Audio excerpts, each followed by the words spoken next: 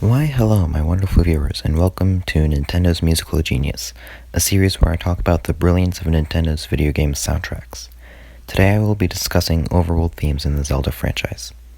Firstly, what makes a good overworld theme and why do games need them? Video games, especially Zelda games, need overworld themes to fill the sound gap in the gameplay. A large part of Zelda is just running around the world exploring, finding new things to aid you in your quest. With no background music, this would be very bland and make the experience less enjoyable.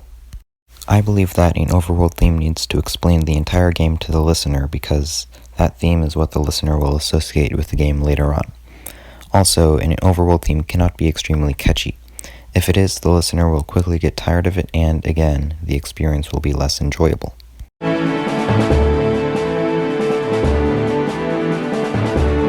A very good example of these two criteria, relevance and catchiness, is the Great Sea from Wind Waker. I spent a good 20 to 25% of my playthrough sailing from one island to another. The entire time, this theme was playing in the background. The Great Sea almost perfectly communicates the idea behind The Legend of Zelda. When I listen to it, I'm filled with this sense of adventure, of progression, of discovering new things. The brassy sound of the main melody is perfect for sailing across a vast ocean. Furthermore, the bass part goes up and down a repetitive scale, replicating the ocean waves beneath your boat. But none of this compares to my second favorite song of all time.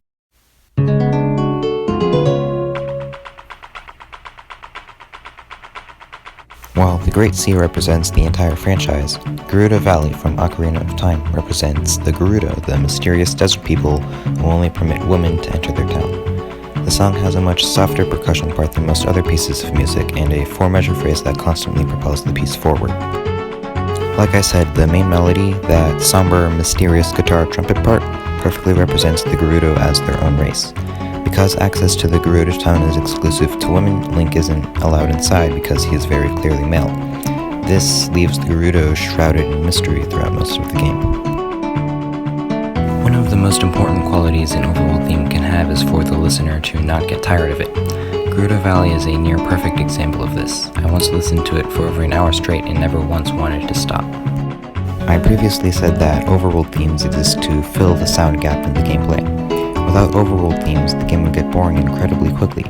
And yet, Breath of the Wild, arguably the best Zelda game ever made, has no overworld theme. Why does this game, the epitome of all Zelda games before it, lack one of the defining features of the franchise? I think it's because while Breath of the Wild takes place in Hyrule, it's not the same Hyrule as, say, Ocarina of Time. 100 years of the former great civilization of Hyrule simply not existing has caused the wilderness to reclaim the land. In the ruins of old villages, you can find plants completely overgrowing the houses. The majestic stone bridges are crumbling. The lack of an overworld theme, save for a few piano notes here and there, allows the sounds of nature to leak through. The calls of the birds, the pitter-patter of the rain, the sound of Link's footsteps. It's all there. I said that overworld themes exist to fill the sound gap, but that's not entirely true. A good overworld theme builds the atmosphere of the game, and in Breath of the Wild's case, the lack of an overworld theme does this even better. The absence of a constant musical background helps the player to realize just how devastating the Great Calamity was 100 years ago. Earlier in the video, I mentioned that the Great Sea does a near-perfect job of communicating the idea behind The Legend of Zelda.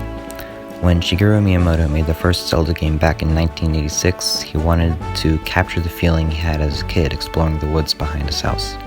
He wanted the player to feel those same emotions, and he succeeded.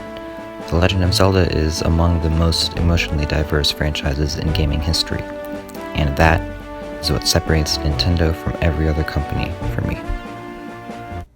Thank you for taking the time to watch this little video where I share my thoughts on Nintendo music. Don't forget to give me feedback down in the comments, and I'll see you all next week.